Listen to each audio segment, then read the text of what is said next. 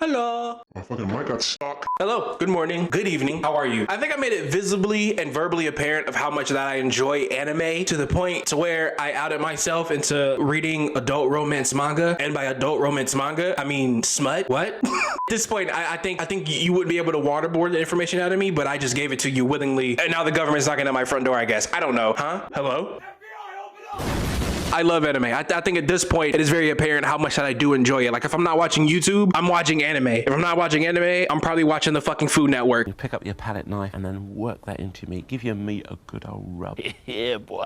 Sue me, I guess. It wasn't not too long ago that I mentioned how much that I watched it. And I think at this point, my goal for this channel is to just entertain people on the things that I enjoy or to educate them in some form or fashion. I think when it comes to the stuff that I like, I just want people to know about it. Whether it's anime or video games or movies and music, which we'll get to that soon, just give it some time. I just want people to know that there's other stuff in the world that's honestly phenomenal at this point. And I think anime gets a bad rap a little bit because I think when people assume you watch anime, they just automatically assume that you watch stuff. That's besides the point. I think when it comes to anime, you have to realize that there is a variety of genre that you can thoroughly enjoy. I think when people watch Grey's Anatomy and like Lost, Heroes, or Breaking Bad, why did I fucking say Lost? I think when people watch those shows, they don't realize that like those shows always invoke a certain kind of emotion. What if I told you that anime does the same thing? What if I told you that there was an anime out there that made you cry, that made you laugh, that made you feel introspective in some sort of fashion? What if I told you that there was an anime out there that can really grip you by the balls? What if I told you there was a show that can make you feel anything and everything, which is what I'm going to be talking about today in hindsight. I think the show that I'm talking about today is a show that's on my top 10 list of all time for a reason. It is a show that took me years to fully understand the concept of it and to fully grasp why it's so good. Because today we're talking about Samurai Champloo. a lot of cartoons came out in 2005. I mean a lot. I'm talking about Robot Chicken, Ben 10, Johnny Test, My Gym Partner's a Monkey. Like the list goes on of how many cartoons came out in 2005. On the anime side of TV, we had something that came on late night after Adult Swim called Toonami. Now, all of my cool kids out there, we know what the fuck Toonami is. Everybody that doesn't, Toonami was a TV network that appeared on Cartoon Network around the times of 12 o'clock to 3 a.m., kind of like in the demographic of Adult Swim, to where it would play anime. So Naruto, Bleach, One Piece, Dragon Ball, all the big threes. It's funny to talk about big threes at this time of night. Anyway, well, there's a lot of shows already streaming on Toonami. There wasn't a lot of room for new shows to grow, but Adult Swim had so much space they can add new shows if they wanted to. So here comes the one and the only Shinichiro Watanabe. For those of you who don't know, Shinichiro Watanabe is one of the masterminds of anime production, directing, and writing. For anybody who's unaware of who Watanabe is, he is the creator of Cowboy Bebop and Space Dandy. Anybody know who Cowboy Bebop is? It is a phenomenal show, and Netflix tried to make a live action reboot of it, and it was fucking garbage, but that's besides the point. You would think with someone like Watanabe with Cowboy Bebop and Space Dandy under their belt, they would have anything at a snap of a finger. You thought correctly. Because of the success of Cowboy Bebop, he was able to create anything he wanted right after it. Whatever he pitched, whatever idea he had, everybody wanted to be on board of it because of how successful Cowboy Bebop was. Let's kind of paint the picture around 1999. It's the golden age of media, urbanism, you know, hip-hop. Things are growing and a lot of culture is being developed. Watanabe, his gears are turning. They just working. You know, it's the year's 1999 and Watanabe comes up with an idea while he's writing, creating his new story. Is that what if he took two of the best things he loves and puts them all together? Those of you who don't know, Watanabe's creative process is he listens to music while he creates what he's writing. Whatever music he's listening to will always be incorporated in whatever he's writing. So I think we get where I'm getting at here. For Watanabe at the time, he was listening to tons and tons of hip hop. And those of you who don't know, in the 90s, hip hop was growing to an exponential rate. So it was honestly everywhere, especially in Japan. It's wild how much 90s hip hop grew in Japan. At the time of listening to hip hop, he was also really into samurai films and samurai TV. That was like one thing he was so big and into. And he came up with an idea of what it would be like if I combined both hip hop and samurai films in one. Which, boy, I'm so glad he had that goddamn idea, because that is so genius. It's so goddamn genius because they feel like they go hand in hand together for some reason. Sword, samurai, ninja, hip hop music. Maybe because of Wu-Tang. I'm not entirely sure. Hello, audience. Yours truly. Post-editing. Current editing. What the fuck? How did I fuck that up so bad? Like, post-filming. Current editing. Why was that so hard to say? I don't know why I didn't just fucking say Afro Samurai. Wu-Tang? What are you, a fucking idiot? It's Afro Samurai. It was there and I didn't grab it. I don't know. But something about those two just blend really well together. So because of his creative process of writing while listening to music, because of that, there was never a continuing structure for the show that he was writing. There was never a consistent plot. So whenever there were bumps in the road, him and his team would have to stop midway to figure out, okay, what can we do next? Which always kind of led to some complications in the script and whatnot and when the narrative that they were writing. Because of his creative process, the show kind of got left in pre-production for like almost about a year. But again, because he had full creative control over the narrative and over the show, he was able to keep pushing and keep going no matter how long it took for him and his team to get the plot across. When the show eventually was able to come out, it ended up coming out in extreme high quality because of his accolades when it came to his production with Cowboy Bebop and its success from it. He was able to get really big major animation studios like Manglobe, who mostly worked on movies at the time, but this was like their first actual TV debut in terms of animation, and they knocked it out of the park. Those of you who don't know that Manglobe also worked on Dead Man Wonderland and the show Gangsta that premiered on Netflix. When Watanabe originally created a show, he created a show with the Western audience in mind. Because of his success with Cowboy Bebop, Watanabe had high success in the West. It's strictly just because of his Western references and everything about Cowboy Bebop that really made the Western audience relate to it. So when creating this show, he created it mostly with the Western audience in mind. Hence all the Western culture and references you see throughout the show. I won't go too deep in the pre-production stages of this show, but if you are interested at all into it, I'd recommend looking into it because watching how these characters came to be and how the setting kind of got developed is honestly the coolest thing that you'll ever see once you get the feel for the show. Because of all the attention and care that he gave this show in terms of music, the design, the production, when the show initially came out, it got such high praise for a very, very long time. It kind of got a reassurance back then in 2020. People kind of figured out that, oh my God, this is an amazing show. So then it got bumped up a little bit in the notches. It sounded great and the story was really good. So we covered the creator and the animator, and that's about 50% of all. But the rest of the show was kind of still of a mystery. Now, I mentioned that Watanabe really enjoyed hip hop music. So because of his accolades, he was able to collectively select a bunch of hip hop all-stars in Japan at that time. I mentioned earlier that Watanabe was a avid hip hop listener. One of those being Tsuchiichi from the hip hop group Shaka Zombie, Force of Nature, which is honestly really cool, and Fat John, who was like an American rapper and producer who I'm not fully familiar with, but he got him on the show. Oh, and I think I'm missing out one person. Fucking Jun Seba, better known by his stage name Nujabes, is a hip-hop DJ, composer, and producer who is mostly known for his ambient instrumentals and his atmospheric hip-hop beats. He's only ever released 2 albums, one being Metaphorical Music back in 2003, and the other one being Model Soul that released in 2005. He later then released in 2011 a Postmosis album that was released under the title Spiritual State. And I say Postmosis because sadly in 2010, he passed away in a car accident. Although getting recognition from his peers that his music was very good, it was also relatively niche, which means he never really got many rewards and accolades for his music and his production. Over the time and growth of hip hop, he slowly began to get more recognition to the point where he ended up being self-titled by his fans and his audiences as the godfather of lo-fi hip hop. You guys remember being back in school and the teacher would turn on the YouTube station? Did I just say YouTube station? And I fucking do YouTube? What am I, 40? I'm cooked. I'm cooked. I'm fucking cooked. I ain't gonna lie, I'm getting cooked. And there was always this girl who was sitting at her desk with her headphones on, like this little anime girl. She was like writing in her notebook and stuff like that. You have these chill beats in the background. That's lo-fi hip hop. I don't know why I had to explain that because I feel like most people know what lo-fi hip hop is, but I feel like I had to get that across. Anything considered lo-fi hip hop, people gave Nujabes the Postmosis title of the godfather of lo-fi hip hop because he was the only one around that time doing beats that are like that. He was the only one that was in that demographic of when it came to hip hop production, which is honestly so pioneering and monumental. It's crazy. If anybody's familiar with how hip hop was growing around that time, it was kind of getting more aggressive. Like you didn't really have a lot of chill hip hop anymore. It was kind of getting more to that gangster rap kind of thing. So him staying in his little pocket of chill and ambient beat production, he was kind of growing into his niche little pocket just by himself. So it makes sense to why I wasn't getting much recognition around that time. I truly think because of that, we got something that was made with love love and care. I think him, Jay Dilla, MF Doom were like all part of a little pocket when it came to that kind of production, and they nailed it right on the head every single time they made it. And without them, I feel like we wouldn't have that kind of hip hop that we have today, or the kind of hip hop that we cherished back then. It's something to honestly behold. It's crazy. Am I crying? Now that we have the creator, now that we have the animation, and now that we have the music, what exactly is Samurai Champloo?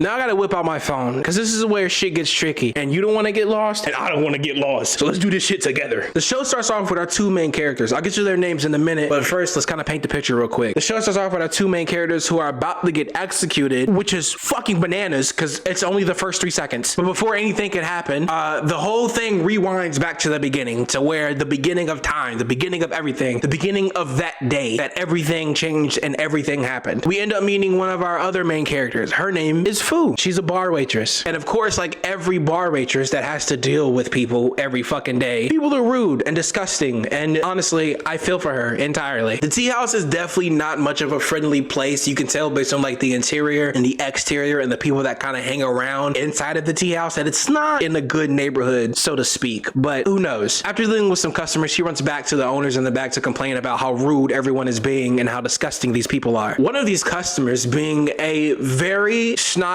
snooty dickhead. What did he say fuck me for? Blonde gentleman who just happens to be, because of course he is, the governor's son. Sorry, I'm entirely wrong. While she's talking to them in the back, somewhere inside of the tea house, there's an old man who is being hounded on by a very rude gentleman from across the bar. Keep saying bar, even though it's a tea house. Fucking bear with me, please. Of course, Fu doesn't like what's happening to the old man, so she tries to butt in and intervene, but the owners come back and drag her back inside of the back of the fucking tea house, because why are you doing this? You're gonna get killed. Don't fuck with me! I have the power of God and anime on my side! Wait, Then we get a sick ass record scratch transition to the other side of fucking town. I'm gonna play that shit because that shit's cool as fuck. So we're now at a scene that's happening in the middle of a town where a man who is pleading to the aforementioned governor that I mentioned earlier, his piece of shit ass, he's currently pleading to this man to not take his job away because the governor thinks he's doing a bad job building whatever he's building. And the guy's like, please let me keep my fucking business. And the governor's like, no, you're a piece of shit. Politics. But it also gets to the point to where the man is offering to give him everything he owns to the last dime and dollar because he wants his business to stay open. And the governor's not taking none of this bullshit. He's like, no, you're a piece of shit, get out of my face. But the man won't go. So now the governor tries to get his bodyguards to execute this man in broad daylight in front of a crowd of people. What the fuck is happening in this world? Luckily, somewhere in this beautiful crowd, our other main character, Jin, is quietly waiting for something to pop the fuck off so he can crash the fuck out. For those of you who don't know lingo, crash out means to fucking go ballistic berserk. So now you know, new lingo. Welcome to Reading Rainbow. Butterfly in the sky. Come on! Before Jin gets to intervene, a passerby in the crowd grabs a hold of him and tells him not to do it. It's kind of this stuff happens all the time around in this town. But Jin, he's not taking none of that bullshit. But before we could see Jin crash the fuck out, we get another sick ass record scratch back to the tea house. Once we get back to the tea house, Fu was getting ready to offer a new customer her services who just walked inside of the tea house. That customer being our final and best lead of all time, fucking Mugen. I'm sorry, I love this man. He's very problematic, but he's so beautiful. He sits down and he just asks Fu for just some water, but Fu rejects it and says, you actually have to buy something for me to give you service. So if you're not gonna buy a thing, you need to get out. He then gestures Fu to get just a little bit closer to whisper in her ear, and he mentions, hey, I will knock all of these motherfuckers out in this bar for 80 dumplings. Fu, tempted to take him up on his offer, tries to haggle it down to 20 dumplings. And then he's like, no. It's either 50 or I'm getting the fuck out. So while they're trying to haggle, she gets interrupted because somebody from across the tea house needs her help. So now she has to run back to the other side of the room. But while she's running to the other side of the room, she slips on her fucking sandal and spills tea all on the governor's son. He then looks at her and says, now how the fuck are you gonna pay for this? He's just like, hey, how are you gonna make this up to me? And I think we all know what is about to happen, but that's not what's going to happen. That's not. You're disgusting. It's actually about to happen that he's about to play tic-tac-toe with her fucking fingers in a couple of seconds and chop them off one by one. But is it going to happen? We don't know. Will we ever know? Find out next on Dragon Ball's They then get a hold of Fu and strap her down to the table, and the guy that was haggling the old man earlier comes up and he wants to test out his sword, and that he wants to test it out on Fu's fingers. He wants to test it out on her fingers and possibly take them all off. While this is happening, she is now in a frantic panic and decides to yell out 100 dumplings, which is all Mugen needed to hear. That's all he needed to hear. And because of that, we're now about to watch two masters kick ass. You thought nothing. I think I had a good punchline, but I forgot it. Anyway, so we now get a sequence of both Mugen and Jin fighting each of their counterparties in different parts of the town. And it transitions back and forth to how much progress they're doing. And it's the most sickest thing of all time, because now you get to watch how Mugen fights. Now you get to watch how Jin fights, which is a very important part of the show. Jin follows the way of the samurai kind of fighting style, or more I say way of the Ronin, where he's very calm, collected, and calculated with his movements and his sword strikes, to where it's very like a dance of some sort. Mugen is a fucking shit show in a good way. He's reckless, he's rambunctious, and he doesn't have any uniform at all whatsoever. This man is bouncing off the walls, he's breakdancing, he's fighting people before they even get to pull their sword out. It's very unorthodox and it's very unfair, and I love it so goddamn much. Once everything dies down, stuff is fine. The governor's son tries to intimidate Mugen one more time, as if he didn't just wipe out this whole bar full of his goons, and Mugen's like, bitch, do it again, I dare you. Then we get another record scratch back to what Jin is doing on his side of things, and he's actually wrapping it up. Everybody's already dead, and he's cleaning himself up because he has nothing else to do in this place. Once his fight was over, he picked up his sword, cleaned it off, he picked up the change that the old man offered the governor, took it, and then walked away. And the governor was screaming at him and cussing at him like, you piece of shit, I'm gonna eat your ass when I catch you. Whatever the fuck governor say, I don't know. Poppy, smack my ass. As Jin is walking away, we now cut back again to the tea house, where Mugen is slowly breaking off the fingers of the governor's son one by one, counting down how many seconds it takes for the bodyguards to get here. And he's counting them down by the governor's fingers. It's crazy. God, he's a wild bastard. And while that's happening, Jin walks into the tea house just because. And because of that, he's like, oh, I'm not supposed to be here. I'm gonna walk away now. But Mugen mistakes him as one of the governor's son's bodyguards and is like, hey, if you want to do this, bitch, we can do this. Don't walk away. And Jin's like, no, you don't want none of this. But Mugen's like, yes, I do. Then you now proceed to watch our two main characters fight it out in a fucking bar, which is the most sickest thing of all time. I want to play like a couple of seconds because this shit is cool as hell.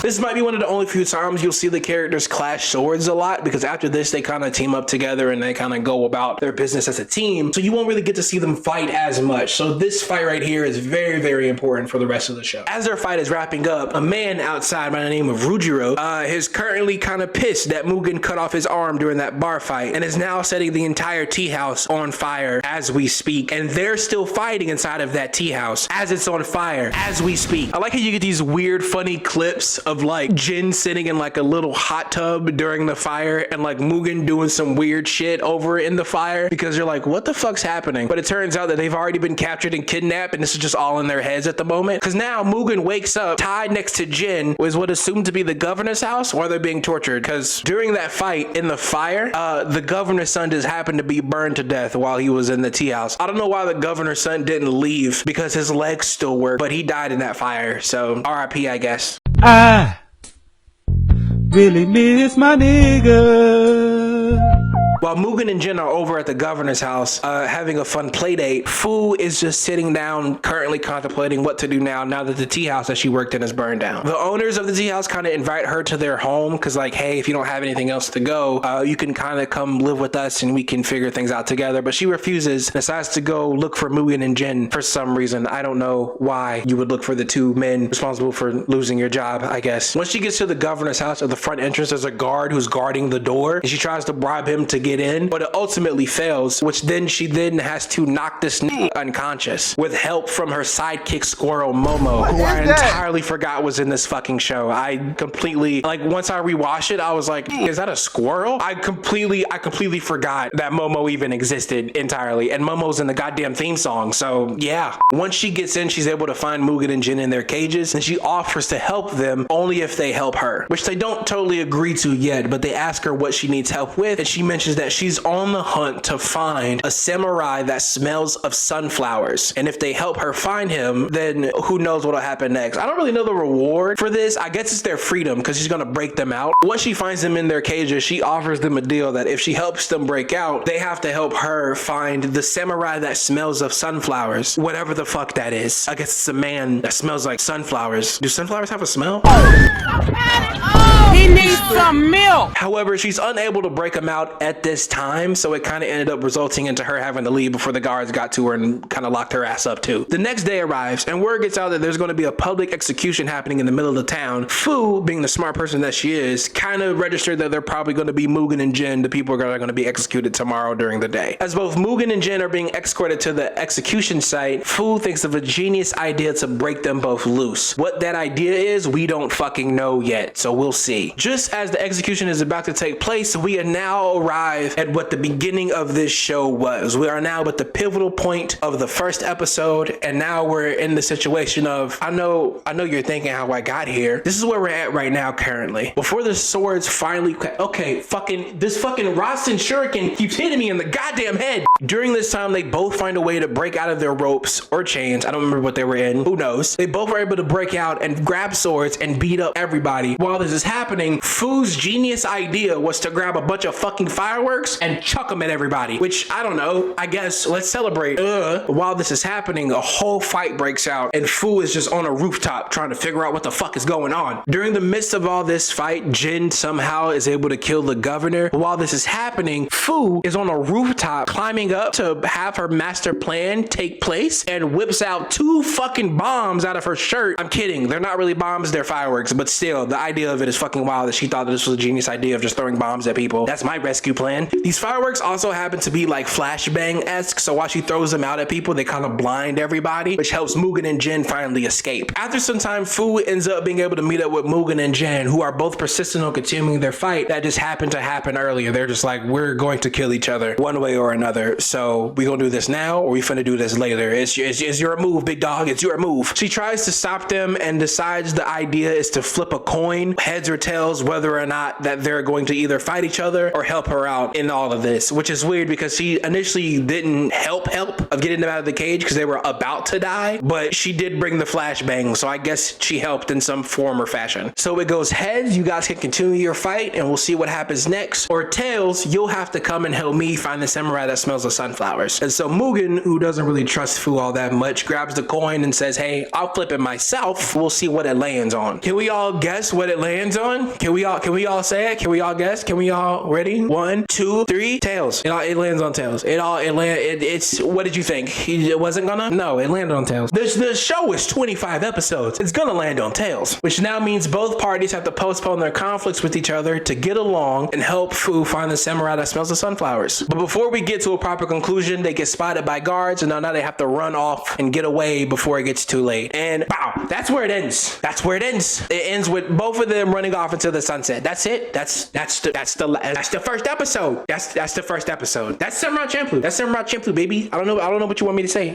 And that's the show. Like that's episode 1. I will guarantee that it's great. It is honestly phenomenal. It's one of those things to where it's not the destination. It's kind of the journey. That's what this show is. Every episode, you want them to get closer and closer to their goal, but something is always getting in their way. It's so good to the point to where it's just like you don't want it to end. Like you don't want them to find this samurai who smells of sunflowers at all. You want them to keep going and being together because they grow together as a team, not as individuals though. There's no character development in this show at all. Mugen stays the same, Jin stays the same, Fu stays the same. They do learn some, they do get along. You won't get crazy character development, which I think is the beauty of the show. And I think that's very real and human of them to not grow and change so quickly. I think them being themselves throughout the entire show is what makes this feel so grounded and makes it feel so heavy and real. I think this is why the show does a really good job of making us care about these characters because they embody something inside of us or a trait that's inside of us that we all can relate to. And I find it so good. It's so goddamn good. It's in my top 10 for a goddamn reason. I'm not gonna give you shit to watch. You know what I mean? I'm gonna give you something good. One thing about me is I'm gonna give you something good, baby. I'm gonna give you something good. Anyway, thanks for your patience. I'm just a little guy, okay? You know what I mean? I'm just a little guy who just wants to give you things to watch. Like it. If you're not subbed already, sub. It's fine. If you don't wanna, I'm not gonna make you. Yeah, enjoy your life. Live your best life. I'm gonna go now.